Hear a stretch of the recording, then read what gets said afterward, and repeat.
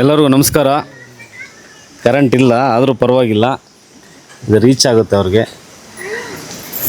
ಮೊದಲನೇದಾಗಿ ನಾವು ಹಿರಿಯರಿಗೆ ಒಂದು ಸತ್ಕಾರವನ್ನು ತೋರಿಸಲೇಬೇಕಾಗುತ್ತೆ. ಈ ಒಂದು ಏನು ಬಡವರ ಒಂದು ಕಣ್ಣಲ್ಲಿ ಕಣ್ಣೀರನ್ನು ನೋಡುವಂಥ ಕಾಲದಲ್ಲಿ ಅದೇ ಕಣ್ಣಲ್ಲಿ ಆನಂದ ಬಾಷ್ಪಗಳನ್ನು ನೋಡುವಂಥ ಒಂದು ಸಮಯ ಇದು. ಅಂಥ ಒಂದು ಸಮಯಕ್ಕೆ ಈ ಕಾರ್ಯಕ್ರಮಕ್ಕೆ ಏನು ಮನೆ ಗೃಹ ಪ್ರವೇಶಕ್ಕೆ ಇವತ್ತು ನಮ್ಮ ಜೊತೆ ಆಗಮಿಸಿರುವಂಥ ನಮ್ಮ BJP ವಾಸಣ್ಣವರು ಅವ್ರಿಗೆ ನಾವು ತಿಳಿಸಿದಾಗ ಇಂಥ ಅದ್ಭುತ ಕಾರ್ಯಕ್ರಮಕ್ಕೆ ಖಂಡಿತವಾಗ್ಲೂ ನಾನು ಬಂದೇ ಬರ್ತೀನಿ, ನನ್ನ ಕೈಲಾದಷ್ಟು ಕೈ ಕೂಡ ಜೋಡಿಸ್ತೀನಿ ಅಂತ ಹೇಳ್ಬಿಟ್ಟು ಇವತ್ತು ಆಸೀನರಾಗಿದ್ದಾರೆ. ಅವರಿಗೆ ನಾನು ಹೃದಯಪೂರ್ವಕ ನಮಸ್ಕಾರಗಳನ್ನು ತಿಳಿಸ್ತೀನಿ. ಅದೇ ರೀತಿಯಾಗಿ ನಮ್ಮ ನಾಣಪ್ಪ ಸರು ಚೇತನ ಸ್ಕೂಲು ಅವರು ಕೂಡ ಇವತ್ತು RSS ವಿಭಾಗದಿಂದ ಬಂದಿದ್ದಾರೆ. ಅವರು ಕೂಡ ಈ ಒಂದು ವೇದಿಕೆ ಮೇಲೆ ಇದೆ, ಅವ್ರಿಗೂ ಕೂಡ ನಾನು ನಮಸ್ಕಾರಗಳನ್ನು ತಿಳಿಸ್ತೀನಿ. ಅದೇ ರೀತಿಯಾಗಿ ಗ್ರಾಮ ಪಂಚಾಯತಿ ಸದಸ್ಯರುಗಳು ಕೂಡ ಬಂದಿದ್ದಾರೆ. ನಮ್ಮ ನಾಗಣ್ಣ ಅವರು ಮತ್ತು ಮಹಿಳಾ ಒಕ್ಕೂಟದಿಂದ ಬಂದಿರುವಂಥ ನಮ್ಮ ಪದ್ಮಮ್ಮ ಅವರು ಬಂದಿದ್ದಾರೆ. ಮತ್ತು ಇನ್ನು ಗ್ರಾಮದ ಹಿರಿಯರೆಲ್ಲ ಬಂದಿದ್ದಾರೆ. ಆಮೇಲೆ ಎಲ್ಲ ಮಹಿಳೆಯರೆಲ್ಲ ಬಂದಿದ್ದಾರೆ. ಮತ್ತು ನಮ್ಮ ಎಲ್ಲ ಪತ್ರಿಕಾ ಬಳಗದವರೆಲ್ಲ ಕೂಡ ಬಂದಿದ್ದಾರೆ.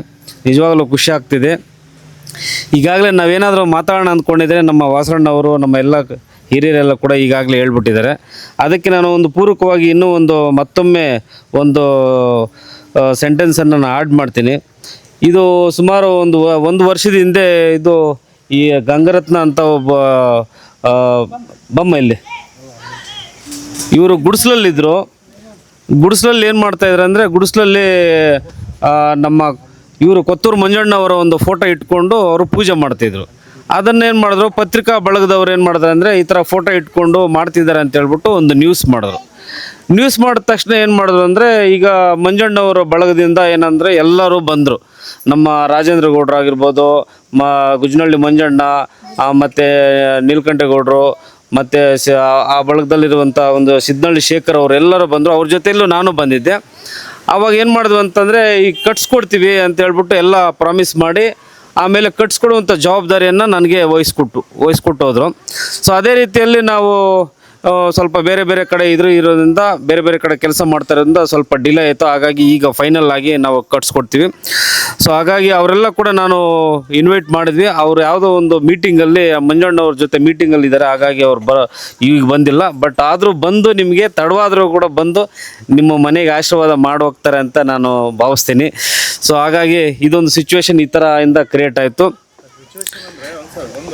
ಸರ್ ಹೇಳಿ.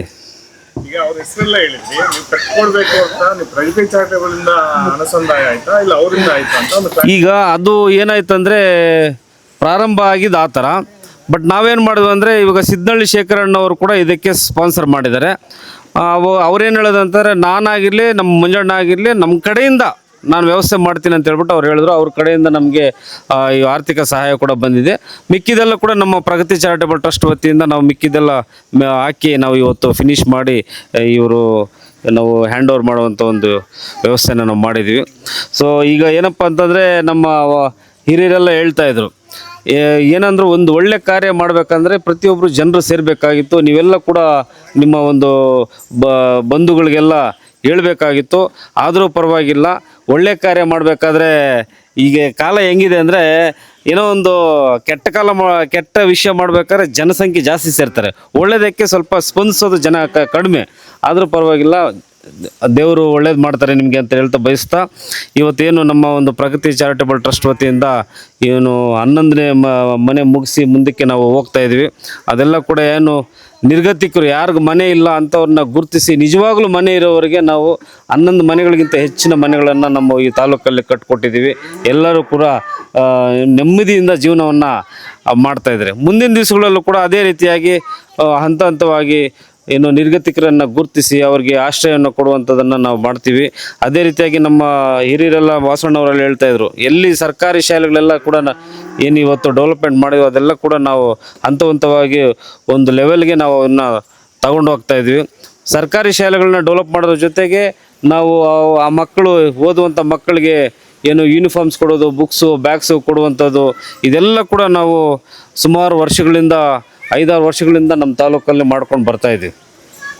ಸೊ ಹಾಗಾಗಿ ಏನು ಇವತ್ತು ತಾಲೂಕಲ್ಲಿ ಇದೊಂದೇ ಅಲ್ಲ, ಈಗ ಚಾಮರಾಜಹಳ್ಳಿಯಲ್ಲಿ ಮಾಡಿದ್ದೀವಿ, ಹಿರಣ್ಯಗೌಡನಹಳ್ಳಿಯಲ್ಲಿ ಮಾಡಿದ್ದೀವಿ, ಕೋಲಾರ ತಾಲೂಕು ದೊಡ್ಡನಹಳ್ಳಿಯಲ್ಲಿ ಮಾಡಿದ್ದೀವಿ, ಕನಸಂದ್ರದಲ್ಲಿ ಮಾಡಿದ್ದೀವಿ, ಆಮೇಲೆ ಇದು ತೊಂಡಹಳ್ಳಿಯಲ್ಲಿ ಮಾಡಿದ್ದೀವಿ. ಎಲ್ಲ ಕೂಡ ಈ ನಡುವೆ ಎಲ್ಲ ಈ ಒಂದು 2 ವರ್ಷದಲ್ಲಿ ಇನಾಗ್ರೇಷನ್ ಮಾಡಿಕೊಂಡು ಬಂದಿರುವಂಥದ್ದು. ಸೊ ಹಾಗಾಗಲಿ ನಿಮಗೆಲ್ಲ ಒಳ್ಳೆಯದಾಗಲಿ. ಏನು ನಿಮಗೆ ಮೊದಲು ಯಾವ ರೀತಿ ಗುಡಿಸಲಲ್ಲಿ ಇದ್ರಂದರೆ ತುಂಬ ಕಷ್ಟಪಡ್ತಾಯಿದ್ರು ಸರ್. ಹಾವುಗಳೆಲ್ಲ ಬರ್ತಾಯಿತ್ತು ಅಂತ ಹೇಳ್ತಾಯಿದ್ರು. ನಮಗೆ ಒಂದು ಸ್ವಲ್ಪ ಬೇಜಾರಾಗ್ತಾಯಿತ್ತು, ಏನಪ್ಪ ಬೇಗ ಆಗಿಲ್ವೇ ಅಂತ. ಆದರೂ ಪರವಾಗಿಲ್ಲ, ಕೊನೆಗೆ ನಿಮ್ಮ ಮುಖದಲ್ಲಿ ನನಗೆ ನಗು ಕಾಣ್ತಾ ಇದೆ, ಅದೇ ನಮಗೆ ಖುಷಿ. ಇನ್ನೇನು ನಾವೇನು ತಗೊಂಡು ಹೋಗೋದಿಲ್ಲ.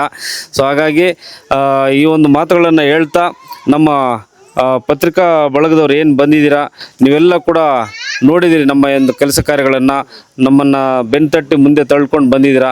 ಅದೇ ರೀತಿಯಾಗಿ ನೀವು ಮುಂದೆ ಕೂಡ ಇರ್ತೀರಾ ಅಂತ ಹೇಳ್ತಾ, ನಮ್ಮ ಅರಿವು ಪ್ರಭಾಕರ್ ಸರು, ಇವರು ನೈಸರ್ಗಿಕ ಕೃಷಿ ಮಾಡುವಂಥವ್ರು, ಅವರು ಕೂಡ ಈ ಒಂದು ಕಾರ್ಯಕ್ರಮವನ್ನು ಮಾಡಬೇಕು ಅಂತ ಹೇಳಿದಾಗ ಎಲ್ಲವನ್ನು ವಾಸಣ್ಣವ್ರ ಜೊತೆ ಎಲ್ಲ ಮಾತಾಡಿ, ನಮ್ಮ ನಾಣಪ್ಪ ಸರ್ ಹತ್ರ ಎಲ್ಲ ಮಾತಾಡಿ ಎಲ್ಲ ವ್ಯವಸ್ಥೆಯನ್ನು ಮಾಡಿದ್ದಾರೆ.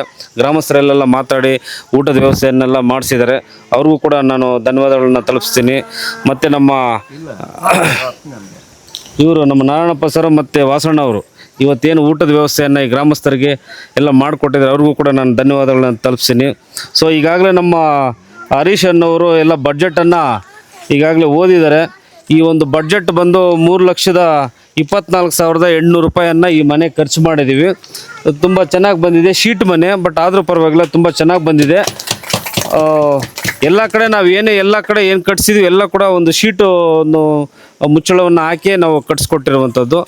ಸೊ ಹಾಗಾಗಿ ಈಗಾಗಲೇ ನಾನು ಬೇರೆಯವ್ರಿಗೆಲ್ಲ ಈಗ ಏನು ನಾವು ಕೂಡ ಮಂಜಣ್ಣವ್ರನ್ನ ನಾವು ರಿಕ್ವೆಸ್ಟ್ ಮಾಡ್ತೀವಿ, ತಾಲೂಕಿನ ಹಿರಿಯರಿಗೆಲ್ಲ ರಿಕ್ವೆಸ್ಟ್ ಮಾಡ್ತೀವಿ, ನಿಮ್ಮ ಆಶೀರ್ವಾದ ಅವ್ರಿಗೆ ಬೇಕು, ನೀವು ಒಂದ್ಸಲಿ ಬಂದು ಭೇಟಿಯಾಗಿ ಹೋಗಿ ಅಂತ ಹೇಳ್ಬಿಟ್ಟು ರಿಕ್ವೆಸ್ಟ್ ಮಾಡ್ತೀವಿ. ಒಂದಲ್ಲ ಒಂದು ದಿವಸ ಬರ್ತಾರೆ ಅಂತ ಭರವಸೆನ ಇಟ್ಕೊಳ್ತಾ ಈ ವೇದಿಕೆ ಮೇಲೆ ಬಂದು ಈ ಒಂದು ಮನೆ ಇನಾಗ್ರೇಷನ್ಗೆ ಆಶೀರ್ವಾದವನ್ನು ಕೊಟ್ಟಂಥ, ಇವತ್ತಿನ ದಿವಸದಲ್ಲಿ ಆಶೀರ್ವಾದವನ್ನು ಕೊಟ್ಟಂಥ ನಮ್ಮ ವಾಸಣ್ಣವರು, BJP ನಾಣಪ್ಪ ಸರು ಮತ್ತು ಗ್ರಾಮಸ್ಥರು, ಗ್ರಾಮ ಪಂಚಾಯತಿ ಸದಸ್ಯರು, ಒಕ್ಕೂಟದ ಸದಸ್ಯರು, ಎಲ್ಲ ಗ್ರಾಮಸ್ಥರು ಎಲ್ಲರಿಗೂ ಕೂಡ ನಾನು ವಂದಿಸಿ ನನ್ನ ಮಾತನ್ನು ಮುಗಿಸ್ತಾ ಇದ್ದೀನಿ. ಜೈ ಹಿಂದ್, ಜೈ ಕರ್ನಾಟಕ ಮಾತು.